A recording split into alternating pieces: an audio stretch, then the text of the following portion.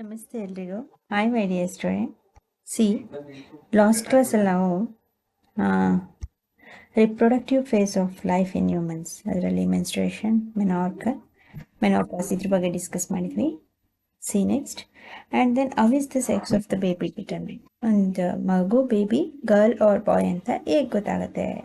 Fertilised egg ಜೊತೆ ನಿಷೇಚನಗೊಂಡ ನಂತರ ಅದು ಹೇಗೆ ಚೇಂಜ್ ಆಗುತ್ತೆ, ಬಾಯ್ ಅಥವಾ ಗರ್ಲ್ ಆಗಿ ಹೇಗೆ ಡೆವಲಪ್ ಆಗುತ್ತೆ ಅಂತೇಳಿ. ಬಾಯ್ ಆರ್ ಗರ್ಲ್, ಗಂಡು ಅಥವಾ ಹೆಣ್ಣು. Inside the fertilised egg or zygote, ಅಂದರೆ ನಿಷೇಚನಗೊಂಡ ಒಂದು ಅಂಡಾಣು ಅಥವಾ ಯುಗ್ಮಜ, is the instructions for determining the sex of the baby. ಇಲ್ಲಿ ನಿಷೇಚನಗೊಂಡಂತಹ ಈ ಅಂಡಾಣು ಮತ್ತು ಯುಗ್ಮಜ ಏನನ್ನ ನಮಗೆ ತಿಳಿಸ್ಕೊಡುತ್ತೆ? The sex of the baby, ಆ ಮಗು ಹೆಣ್ಣು ಅಥವಾ ಗಂಡು ಎಂಬುದನ್ನು ತಿಳಿಸುತ್ತೆ. This instruction is present in the thread like structures. ಈ ಇನ್ಸ್ಟ್ರಕ್ಷನ್ಸ್ ಯಾವುದರಿಂದ ಗೊತ್ತಾಗುತ್ತಂತೆ? ದಾರದಂತಹ ಎಳೆ, ವರ್ಣತಂತುಗಳೆಂಬ ದಾರದಂತಹ ರಚನೆಗಳಲ್ಲಿ ಈ ಮಾಹಿತಿ ಇರುತ್ತಂತೆ. This instruction is present in thread-like structure called chromosomes in the fertilized egg. ಆ ನಿಷೇಚನಗೊಂಡ ಅಂಡಾಣು ಇರುತ್ತಲ್ಲ, ಆ ಎಗ್ಗಲ್ಲಿ ಇರ್ತಕ್ಕಂತಹ ಥ್ರೆಡ್ ಲೈಕ್ ಸ್ಟ್ರಕ್ಚರ್, ಕ್ರೋಮೋಸೋಮ್ಸ್ ಅಂದರೆ ದಾರದಂತಹ ರಚನೆಯನ್ನು ಹೊಂದಿರುವಂತಹ ವರ್ಣತಂತುಗಳ ಮೂಲಕ ಆ ಒಂದು ಫಲಿತಗೊಂಡ ಅಂಡಾಣು ಡೆವಲಪ್ ಆದಮೇಲೆ ಆ ಮಗು ಆಗುತ್ತಲ್ಲ, ಅದು ಹೆಣ್ಣು ಅಥವಾ ಗಂಡು ಅಂತೇಳಿ ತಿಳಿಯೋದು. ಅಂದರೆ ದಾರದಂತಹ ಎಳೆಯಂತಹ ರಚನೆಯ ಆ ವರ್ಣತಂತುಗಳಲ್ಲಿ ಆ ನಿಷೇಚನಗೊಂಡ ಆ ಅಂಡಾಣು ಇನ ಒಂದು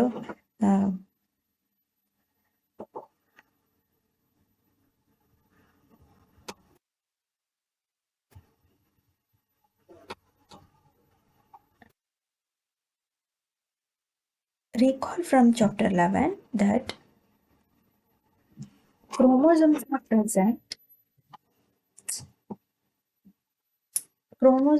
present inside the nucleus of every cells. ಅಂದ್ರೆಲ್ಲ ರೀಕಾಲ್ ಮಾಡ್ಕೊಳ್ಳಿ. ಏನು? The chromosomes are present inside the nucleus of every cell. ಅಂದರೆ ಎವ್ರಿ ಸೆಲ್, ಪ್ರತಿಯೊಂದು ಜೀವಕೋಶಗಳಲ್ಲೂ ನ್ಯೂಕ್ಲಿಯಸ್ ಅಂದರೆ ಕೋಶ ಕೇಂದ್ರ ಇರುತ್ತಲ್ವ, ಆ ಕೋಶ ಕೇಂದ್ರ ಇರೋದನ್ನು ನೆನಪು ಮಾಡ್ಕೊಳ್ಳಿ. ಆ ಕೋಶ ಕೇಂದ್ರದ ಒಳಗಡೆ ಅಂದರೆ ಒಂದು ಜೀವಕೋಶ, ಪ್ಲಾಂಟ್ ಸೆಲ್ಲು ಅಥವಾ ಅನಿಮಲ್ ಸೆಲ್ಸ್ ಅಂದರೆ ಈ ಥರ ಇದ್ದರೆ ಸೆಂಟರಲ್ಲಿ ಒಂದು ನ್ಯೂಕ್ಲಿಯಸ್ ಇರುತ್ತೆ. ಆ ನ್ಯೂಕ್ಲಿಯಸ್ನ ಒಳಭಾಗದಲ್ಲಿ ವರ್ಣತಂತುಗಳು ಇರುತ್ತೆ. ಗೊತ್ತಾಯ್ತಾ? The chromosomes are present inside the nucleus of every cells. ಈ ಕ್ರೋಮೋಸೋಮ್ಸ್ ಅನ್ನೋದು ಈ ವರ್ಣತಂತುಗಳು, ದಾರದಂತಹ ರಚನೆ ಇರುತ್ತಲ್ಲ, ಥ್ರೆಡ್ ಲೈಕ್ ಸ್ಟ್ರಕ್ಚರ್, ಈ ದಾರದಂತಹ ರಚನೆಯನ್ನು ಹೊಂದಿರತಕ್ಕಂಥ ಈ ವರ್ಣತಂತುಗಳು ಈ ರೀತಿ ಇರುತ್ತೆ. ಕ್ರೋಮೋಸೋಮ್ಸು, ಇದು ಕ್ರೋಮೋಸೋಮ್ ಸ್ಟ್ರಕ್ಚರ್. ಈ ರೀತಿಯಾದಂತಹ ವರ್ಣತಂತುಗಳು ಎಲ್ಲಿ ಕಂಡುಬರುತ್ತೆ?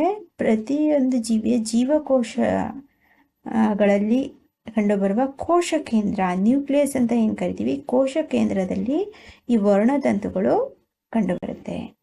All human beings have 23 pairs of chromosomes in the nuclei of their cells. ಪ್ರತಿಯೊಂದು ಜೀವಿಯ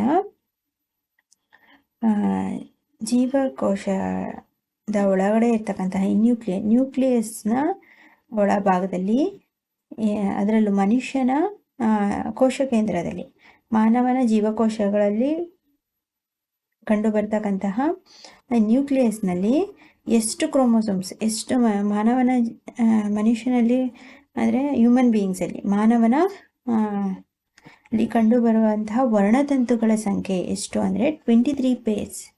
ಎಷ್ಟು? 23 ಜೊತೆ ವರ್ಣತಂತುಗಳನ್ನು ಮಾನವ ಒಳಗೊಂಡಿರ್ತಾನೆ. ಅಂದರೆ ಟೋಟಲಿ 46. 23 ಪೇರ್ಸ್ ಅಂದರೆ 23 46 chromosomes. The humans have a 46 chromosomes present. ಮಾನವನ ವರ್ಣತಂತುಗಳ ಸಂಖ್ಯೆ ಎಷ್ಟು? 46. ಅದರಲ್ಲಿ 23 ತಾಯಿಯಿಂದ ಬಂದಿರುತ್ತೆ, ಇನ್ನು 23 ತಂದೆಯಿಂದ ಬಂದಿರುತ್ತೆ. ಟೋಟಲಿ ಒಬ್ಬ ಮನುಷ್ಯ 23 ಜೊತೆ ವರ್ಣತಂತುಗಳನ್ನು ಒಳಗೊಂಡಿರ್ತಾನೆ. 2 chromosomes out of these are the 6 chromosomes. ಈ ಒಂದು 46 chromosomes ಅಲ್ಲಿ 2 ಕ್ರೋಮೋಸೋಮ್ಸ್ಗಳು, 2 ವರ್ಣತಂತುಗಳು, ಅರ್ಥ ಆಯ್ತಾ? 6 chromosomes ಲೈಂಗಿಕ ವರ್ಣತಂತುಗಳಾಗಿರುತ್ತೆ. Named X and Y. ಅದರೇನು? X and Y. A female has 2 X chromosomes while the male has 1 X and 1 Y chromosomes. ಈಗ ಮನುಷ್ಯನಲ್ಲಿ 46 ವರ್ಣತಂತುಗಳಿರುತ್ತೆ, ಕ್ಲಿಯರ್. ಅದರಲ್ಲಿ 2 ಏನಾಗಿರುತ್ತೆ? 6 chromosomes ಆಗಿರುತ್ತೆ, ಅರ್ಥ ಆಯ್ತಾ?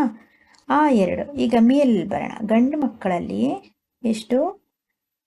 46ರಲ್ಲಿ 2 ಕ್ರೋಮೋಸೋಮ್ಸ್ಗಳಿರುತ್ತೆ. ಒಂದು ಎಕ್ಸ್, 2 ಲೈಂಗಿಕ ವರ್ಣತಂತುಗಳಾದಂತಹ ಈ 2 ಕ್ರೋಮೋಸೋಮ್ಸ್ಗಳು ಯಾವ ಥರ ಇರುತ್ತೆ ಮೇಲ್ಸಲ್ಲಿ, ಗಂಡು ಮಕ್ಕಳಲ್ಲಿ ಅಂದರೆ ಎಕ್ಸ್ ಮತ್ತು ವೈ ಎಂಬ 2 ಕ್ರೋಮೋಸೋಮ್ಸ್ಗಳಿರುತ್ತೆ. ಅದೇ ಫೀಮೇಲ್ ಹೆಣ್ಣು ಮಕ್ಕಳಲ್ಲಿ ಇರ್ತಕ್ಕಂತಹ 6 ಕ್ರೋಮೋಸೋಮ್ಸ್ 2 ಸಹ ಎಕ್ಸ್ ಎಕ್ಸ್, ಅರ್ಥ ಆಯ್ತಾ? ಹೆಣ್ಣು ಮಕ್ಕಳಲ್ಲಿ 2 ಎಕ್ಸ್ ಎಕ್ಸ್ ಇರುತ್ತೆ, ಗಂಡು ಮಕ್ಕಳಲ್ಲಿ ಎಕ್ಸ್ ವೈ ಇರುತ್ತೆ. ಇನ್ನು ಉಳಿದಂತೆ 44.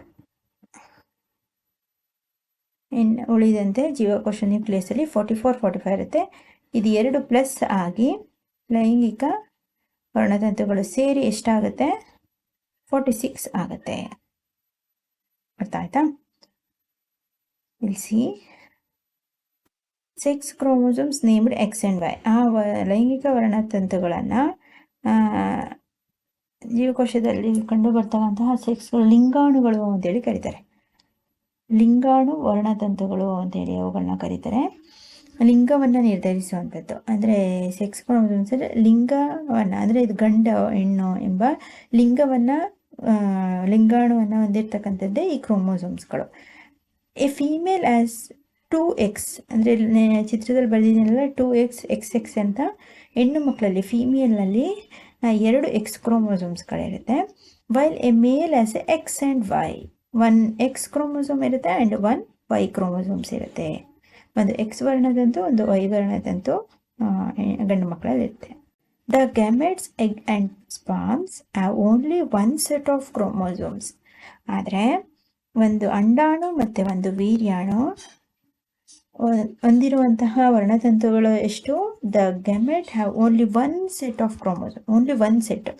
ಇಬ್ಬರಲ್ಲೂ ಇದರಲ್ಲಿ 2 ಇದೆ, ಇದರಲ್ಲಿ 2 ಇದೆ. ಆದರೆ ಇವೆರಡರಲ್ಲಿ ಒಂದು ಮಾತ್ರ ಸೆಟ್ ಆಗುತ್ತಂತೆ, ಒಂದೊಂದು ಜೊತೆ ಆಗುತ್ತೆ, ಅರ್ಥ ಆಯ್ತಾ? ಒಂದು ಸೆಟ್ ಆಗುತ್ತೆ, ಒಂದು ಮಾತ್ರ ಸೆಟ್ ಆಗುವಂಥದ್ದು ಈ ಕ್ರೋಮೋಸೋಮ್ಸ್ಗಳಲ್ಲಿ, ಅರ್ಥ ಆಯ್ತಾ?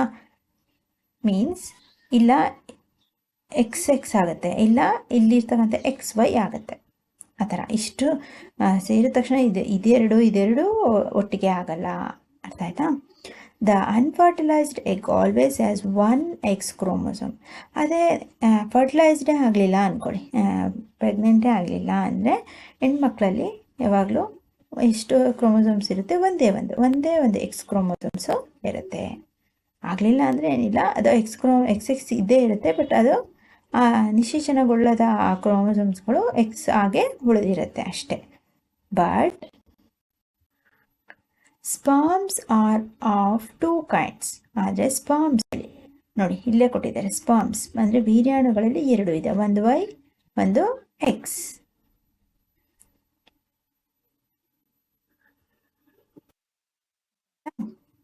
Sperms are 2 kinds. One kind has X chromosomes and other kind has Y chromosome. Sperms ಅಲ್ಲಿ ವೀರ್ಯಾಣುವಿನಲ್ಲಿ 2 ವಿಧ, ಒಂದು Y chromosomes, ಇನ್ನೊಂದು X chromosomes. ಆಯ್ತಾ? See the figure 13.4, 7.4. When a sperm containing X chromosomes fertilizes the egg, the zygote would have 2 X chromosomes. ಒಂದು ವೇಳೆ ಇದು sperms ಅಂದರೆ ಇದು ಗಂಡು, ಆಯಿತಾ? ಮೇಲ್. ಈ ಗಂಡಿನಲ್ಲಿರ್ತಕ್ಕಂತಹ 2 ರೀತಿಯ ವರ್ಣತಂತುಗಳಲ್ಲಿ ಈ ಎಕ್ಸ್ ಕ್ರೋಮೋಸೋಮ್ಸ್ ಅನ್ನೋದು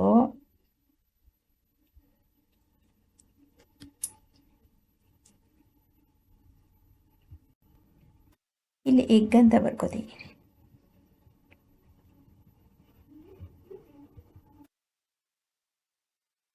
ಎಗ್ ಅಂದರೆ ಇದು ಫೀಮೇಲ್ ಅಲ್ವಾ? ಫೀಮೇಲಲ್ಲಿ ಯಾವ ಥರ ಇರುತ್ತೆ? ಎರಡೂ ಸಹ ಎಕ್ಸೇ ಇರುತ್ತೆ. ದ ಫೀಮೇಲ್ಸ್ ಹ್ಯಾವ್ ಅಥವಾ ಎಗ್ಸ್ ಹ್ಯಾವ್ 1 ಕ್ರೋಮೋಸೋಮ್ಸ್ ಅಂದರೆ ಎಕ್ಸ್ ಕ್ರೋಮೋಸೋಮ್ಸ್ ಅಷ್ಟೇ. ಈ ವೀರ್ಯಾಣುವಿನಲ್ಲಿ ಇರ್ತಕ್ಕಂತಹ ಎಕ್ಸ್ ಕ್ರೋಮೋಸೋಮ್ಸ್ ಏನಾದರೂ ಫರ್ಟಿಲೈಸ್ಡ್ ಅಂದರೆ fertilised in X chromosomes of egg, ಅಂಡಾಣುವಿನ ಎಕ್ಸ್ ಕ್ರೋಮೋಸೋಮ್ ಜೊತೆ ನಿಷೇಚನಗೊಂಡ್ರೆ, ಫರ್ಟಿಲೈಸ್ಡ್ ಆದರೆ, ಅರ್ಥ ಆಯ್ತಾ? ಇಲ್ಲಿ ನೋಡಿ, the X chromosome fertilises the egg, the zygote would have 2 X chromosomes. ಅಲ್ಲಿಗೆ ಏನಾಯಿತು? 2 ಎಕ್ಸೇ ಆಯಿತು, 2 ಎಕ್ಸ್ ಕ್ರೋಮೋಸೋಮ್ಸ್ ಆಯಿತು. And develop into a female child. 2 X ಆಗಿಬಿಟ್ರೆ ಹುಟ್ಟುವಂತಹ ಮಗು ಏನಾಗುತ್ತೆ? Female child. ಇವೆರಡೂ ಸೇರಿ ಅಂತಹ ಮಗು ಹುಟ್ಟುತ್ತೆ? ಗರ್ಲ್ ಬೇಬಿ, ಹೆಣ್ಣು ಮಗು ಹುಟ್ಟುತ್ತೆ. ಆಯಿತಾ? ಗಂಡಿನ 1 ಎಕ್ಸ್ ಕ್ರೋಮೋಸೋಮು, ಹೆಣ್ಣಿನಲ್ಲಿ ಯಾವಾಗಲೂ ಎಕ್ಸ್ ಎಂಬ 2 ಕ್ರೋಮೋಸೋಮ್ಸ್ ಇರುತ್ತೆ. ಹೆಣ್ಣು ಮಕ್ಕಳಲ್ಲಿ ಬೇರೆ ಬೇರೆ ಕ್ರೋಮೋಸೋಮ್ಸ್ ಇರಲ್ಲ, ವರ್ಣತಂತುಗಳು. ಅವರಲ್ಲಿರೋದೇ ಎಕ್ಸ್ ಒಂದೇ ಥರದ್ದೇ 2. ಆದರೆ ಗಂಡು ಮಕ್ಕಳಲ್ಲಿರ್ತಂಥ ಬೇರೆ ಬೇರೆ ಕ್ರೋಮೋಸ್ಗಳಲ್ಲಿ ಎಕ್ಸ್ ಕ್ರೋಮೋಸೋಮ್ಸ್ ಏನಾದರೂ ಬಿಡುಗಡೆಯಾಗಿ ಎಕ್ಸ್ ಕ್ರೋಮೋಸೋಮ್ ಜೊತೆನೇ ಸೇರಿಕೊಂಡ್ರೆ ಹೆಣ್ಣು ಮಗು ಹುಟ್ಟುತ್ತೆ. ಅರ್ಥ ಆಯ್ತಾ? ಇಫ್ ದ ಸ್ಪರ್ಮ್, ಅದೇ ಮೇಲ್ ಗಂಡು, contributes a Y chromosomes to the egg. ಈ ವೈ ಕ್ರೋಮೋಸೋಮ್ಸ್ ಉಂಟಲ್ಲ, ಇದು ಬಂದು ಇದನ್ನ ಕಾಂಟ್ರಿಬ್ಯೂಟ್ ಮಾಡಿ ಎಕ್ಸ್ ಕ್ರೋಮೋಸೋಮ್ ಜೊತೆ ಸೇರಿಕೊಂಡ್ರೆ ಅದೇನಾಗುತ್ತದೆ? To the egg. At the sperm contribute egg, the zygote would develop into a male child. XY, ಅರ್ಥ ಆಯ್ತಾ? ಅಲ್ಲಿ ನೋಡಿ, XY ಆದರೆ ಬಾಯ್, XX ಆದರೆ ಗರ್ಲ್. ಇಲ್ಲೂ ಕೊಟ್ಟಿದ್ದಾರೆ. XY ಇದ್ರೆ ಬಾಯ್, XX ಇದ್ರೆ ಗರ್ಲ್ ಬೇಬಿ ಹುಟ್ಟುತ್ತೆ. ಇದು ಗಂಡು ಮಗು ಹುಟ್ಟುತ್ತೆ. ಅರ್ಥ ಆಯ್ತಾ? ಇದು ಬಾಯ್, ಇಲ್ಲಿ ಕೊಟ್ಟಿದ್ದಾರೆ ನೋಡಿ, XY. ಗರ್ಲ್ ಆದರೆ XX. ಅರ್ಥ ಆಯ್ತಾ?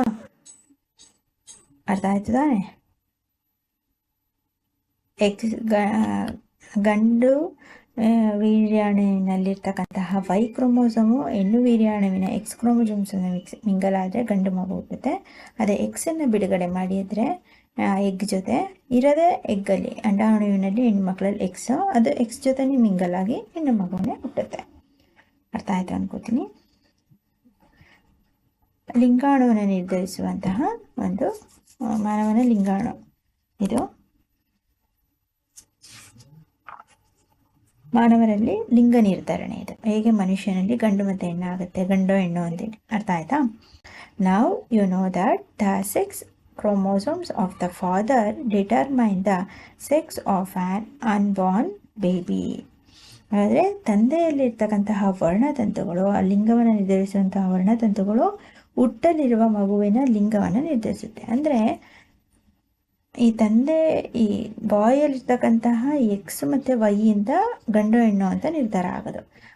ಬಾಯಿ ಬಿಡುಗಡೆ ಮಾಡತಕ್ಕಂಥ, ರಿಲೀಸ್ ಮಾಡ್ತಕ್ಕಂತಹ ಈ ವರ್ಣತಂತುಗಳ ಮೇಲೆ ಹುಟ್ಟುವಂಥ ಮಗು ಗರ್ಲ್ ಅಥವಾ ಬಾಯೋ ಅಂತೇಳಿ ಡಿಸೈಡ್ ಆಗೋದು. The belief that the mother is responsible for the sex of her baby is completely wrong. ಆದರೆ ಸಾಮಾನ್ಯವಾಗಿ ಎಲ್ಲರೂ ಏನು ಹೇಳ್ತಾರೆ, ಈಗ ನೀವುಗಳು ಎಷ್ಟೋ ಜನ ಸ್ಟೂಡೆಂಟ್ಸ್ ಇದ್ದೀರಾ, ತುಂಬ ವಿಲೇಜ್ ಮಕ್ಕಳ ಇದ್ದರೆ ಅಥವಾ ಸಿಟಿಗಳಲ್ಲೂ ಅಷ್ಟೇ, ತುಂಬ ಅರ್ಬನ್ಸ್ ಸಿಟಿಗಳಲ್ಲೂ ಎಷ್ಟೋ ಜನ ಈಗಲೂ ಸಹ ಎಷ್ಟೇ ಎಜುಕೇಟೆಡ್ಸ್ ಆದರೂ ಸಹ ಏನು ಒಂದು ಮಗು ಬರೀ ಹೆಣ್ಮಗುನೇ ಆಗ್ತಿದ್ರೆ ಅಂತ ತಾಯಿಗೆ, ಬರೀ ಹೆಣ್ಮಕ್ಳನ್ನೇ ಹುಟ್ಟುತ್ತಾ ಇದೆ, ಬರೀ ಹೆಣ್ಮಕ್ಳನ್ನೇ ಇರ್ತಾಳೆ ಅಂಥೇಳಿ ಒಬ್ಬ ತಾಯಿಯನ್ನು ದೂಷಿಸ್ತಾರೆ ಅಲ್ವಾ? ದ ಬಿಲೀಫ್, ಆ ಒಂದು ನಂಬಿಕೆ ಇದೆ. ಆದರೆ ತಾಯಿ ರೆಸ್ಪಾನ್ಸಿಬಲ್ ಅಲ್ಲ, ಅವಳು ಕಾರಣ ಅಲ್ಲ. ಅವಳು ಇರುವಂತಹ ಹೆಣ್ಮಗು ಆಗಲಿ ಗಂಡು ಮಗು ಆಗಲಿ ಅವಳು ಅದಕ್ಕೆ ರೆಸ್ಪಾನ್ಸಿಬಲ್ ಆಗಲ್ಲ. ಆ ತಂದೆ ಬಿಡುಗಡೆ ಮಾಡ್ತಕ್ಕಂತಹ ಕ್ರೋಮೋಸೋಮ್ಸ್ ವರ್ಣತಂತುವಿನಿಂದ ಅವಳಲ್ಲಿ ಹುಟ್ಟುವಂಥ ಮಗು ಗಂಡು ಅಥವಾ ಹೆಣ್ಣು ಅಂತ ನಿರ್ಧಾರ ಆಗುತ್ತೆ ಹೊರತು ಅವಳ ಕೈಯಲ್ಲಿ ಹುಟ್ಟುವಂತಹ ಮಗು ಗಂಡು ಆಗಲಿ ಹೆಣ್ಣಾಗಲಿ ಅಂತ ಅವಳದಕ್ಕೆ ಕಾರಣ ಅಲ್ಲ, ಅವಳು ಅದಕ್ಕೆ ಯಾವುದೇ ರೀತಿ ಜವಾಬ್ದಾರಳಾಗಿರುವುದಿಲ್ಲ. ಈ ರೀತಿ ಯಾರಾದರೂ ದೂಷಿಸ್ತಿದ್ರೆ ನಿಮ್ಮಲ್ಲಿ, ಅಥವಾ ನಿಮ್ಮ ಸುತ್ತಮುತ್ತ, ಅಥವಾ ನಿಮ್ಮ ಅಕ್ಕಂಗೋ, ನಿಮ್ಮ ತಂದೆ ತಾಯಿಯರಿಗೋ, ಅಥವಾ ನಿಮ್ಮ ಆಂಟಿಗೋ, ಯಾರಾದರೂ ಒಬ್ಬ ತಾಯಿಯನ್ನು, ಹೆಣ್ಮಕ್ಳನ್ನ ದೂಷಿಸ್ತಿದ್ರೆ ನೀವು ಇದನ್ನು ತಿಳಿಸ್ಬೇಕು ಅವ್ರಿಗೆ. ಅಂದರೆ ಅವರ ಯಾವುದೇ ಒಂದು ಹೆಣ್ಣು ಇರುವಂತಹ ಮಗುವಿಗೆ ಅವಳು ಕಾರಣ ಅಲ್ಲ. ಹುಟ್ಟುವಂಥ ಮಗು ಗಂಡು ಹೆಣ್ಣು ಅಂತ ನಿರ್ಧಾರ ಆಗೋದು ಒಬ್ಬ ತಂದೆಯಿಂದ. ಹಾಗಾಗಿ ಅದರ ಸಂಪೂರ್ಣ ರೆಸ್ಪಾನ್ಸಿಬಿಲಿಟಿ, ಜವಾಬ್ದಾರಿ ಒಂದು ಗಂಡಿನದ್ದೇ ಆಗಿರುತ್ತೆ. ಅವನೇ ಕಾರಣ, ಅದಕ್ಕೆ ಹೆಣ್ಣು ಕಾರಣ ಅಲ್ಲ. So and to blame her for this is totally injustice. ಹಾಗಾಗಿ ಸಂಪೂರ್ಣವಾಗಿ ಒಬ್ಬ ತಾಯಿಯು ಮಗುವಿನ ಲಿಂಗ ನಿರ್ಧರಣೆಗೆ ಕಾರಣವಾಗುತ್ತಾಳೆ ಎಂಬ ನಂಬಿಕೆ ಸಂಪೂರ್ಣವಾಗಿ ತಪ್ಪಾಗಿದ್ದು, ಅವಳನ್ನು ದೂಷಿಸುವುದು ಒಂದು ನ್ಯಾಯಸಮ್ಮತವಲ್ಲ ಅಂತೇಳಿ. ಗೊತ್ತಾಯ್ತಾ? ಯಾವುದೇ ಒಬ್ಬ ತಾಯಿಯನ್ನು, ಅವಳ ಹೆಣ್ಣು ಮಗುವನ್ನು ಎತ್ತರೆ ಅವಳನ್ನು ದೂಷಿಸೋದು ಅದು ಸೈಂಟಿಫಿಕ್ ಆಗೂ ಸಹ ಅದು ತಪ್ಪಾಗಿರುತ್ತೆ. ಗೊತ್ತಾಯ್ತಾ? ಓಕೆ ಮೈ ಡಿಯರ್ ಸ್ಟೂಡೆಂಟ್, ಹೇಗೆ ಹೆಣ್ಣು ಮಗು ಗಂಡು ಮಗು ಆಗುತ್ತೆ, ಹೇಗೆ ಲಿಂಗ ನಿರ್ಧಾರ ಆಗುತ್ತೆ ಅಂತ ಅರ್ಥ ಆಯಿತು ಅಂದ್ಕೋತೀನಿ. ಸ್ಟಿಲ್ಲಿ ಏನಾದರೂ ಡೌಟ್ಸ್ ಇತ್ತು, ಅರ್ಥ ಆಗಲಿಲ್ಲ ಅಂದರೆ ಅದನ್ನು ನೆಕ್ಸ್ಟ್ ಕ್ಲಾಸಲ್ಲಿ ಡಿಸ್ಕ್ರಿಪ್ಷನಲ್ಲಿ ಕಮೆಂಟ್ ಮಾಡಿ. ಆ್ಯಂಡ್ ನೆಕ್ಸ್ಟ್ ಕ್ಲಾಸಲ್ಲಿ ಹಾರ್ಮೋನ್ಸ್ ಆ್ಯಂಡ್ ಅದರ್ ಸೆಕ್ಸ್ ಹಾರ್ಮೋನ್ಸನ್ನು ಡಿಸ್ಕಸ್ ಮಾಡೋಣ. ಆ್ಯಂಡ್ ದೆನ್ ಆದಷ್ಟು ವಿಡಿಯೋನ ಶೇರ್ ಮಾಡಿ ಆ್ಯಂಡ್ ಸಬ್ಸ್ಕ್ರೈಬ್ ಮಾಡ್ಕೊಳ್ಳೋಕೆ ಹೇಳಿ ನಿಮ್ಮ ಫ್ರೆಂಡ್ಸ್ಗಳಿಗೆ. ನೀವೇ ಟೆಕ್ಸ್ಟ್ ಬುಕ್ ಇಟ್ಕೊಂಡು ಆಡಿಯೋನ ಆನ್ ಮಾಡಿಕೊಂಡು 2-3 ಟೈಮ್ಸ್ ಓದಿ ಕೇಳಿಸ್ಕೊಳ್ಳಿ. ಇಂಪಾರ್ಟೆಂಟ್ ವರ್ಡ್ನ ಅಂಡರ್ಲೈನ್ ಮಾಡ್ಕೊಳ್ಳಿ. ನೀವು ಒಬ್ಬ ಕ್ವಶನ್ಸ್ಗೆ ಆನ್ಸರ್ ಮಾಡೋಕ್ಕೆ ಟ್ರೈ ಮಾಡಿ. ಆ್ಯಂಡ್ ದೆನ್ ಪ್ಲೇಲಿಸ್ಟ್ ಚೆಕ್ ಮಾಡಿ ಒಂದು ಲೆಸನ್ ಕಂಪ್ಲೀಟ್ ವೀಡಿಯೋ ಸಿಕ್ಬಿಡತ್ತೆ. ಆಯ್ತಾ? ಓಕೆ ಮೈ ಡಿಯರ್ ಸ್ಟೂಡೆಂಟ್, ಇವತ್ತಿನ ಹೋಮ್ವರ್ಕ್ ಕ್ವಶನ್ಸ್ನ ತೊಗೊಳ್ಳಿ. What is chromosomes? How many chromosomes are present in humans? Name the sex hormones in male and female. Male and female sex hormones are.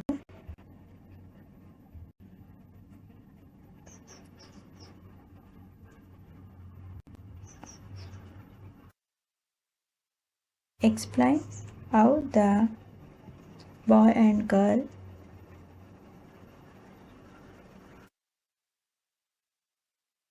baby born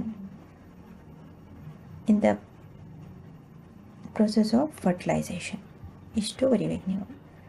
ನಿಷೇಚನ ಪ್ರಕ್ರಿಯೆಯಲ್ಲಿ ಗಂಡು ಮತ್ತು ಹೆಣ್ಣು ಮಗುವಿನ ಜನನ ಹೇಗಾಗುತ್ತೆ. The zygote would have, ಇಲ್ಲಿಂದನೇ. When the sperm containing X chromosome fertilised egg, the zygote would be X chromosomes, the developed female child. Female ಅಂದರೆ girl ಅಂತ ಇದೆ, ಆಯಿತಾ? ಗರ್ಲ್ ಬೇಬಿ, ಹೆಣ್ಮಗು ಅಂತ. ಮೇಲ್ ಚೈಲ್ಡ್ ಅಂದರೆ ಗಂಡು ಮಗು, ಬಾಯ್ ಬೇಬಿ ಅಂತ. ಇದೆರಡನ್ನು ಪಾಯಿಂಟ್ ಮಾಡಿ ಬರೀರಿ, ಆಯಿತಾ? ಆ್ಯಂಡ್ ಈ draw a neat label diagram sex determination in human, ಈ ಒಂದು ಡಯಾಗ್ರಾಮ್ನ ಬರೀರಿ, ಆಯಿತಾ? ಓಕೆ ಮೈ ಡಿಯರ್ ಸ್ಟೂಡೆಂಟ್, ಇಷ್ಟರಲ್ಲಿ ಥ್ಯಾಂಕ್ ಯು.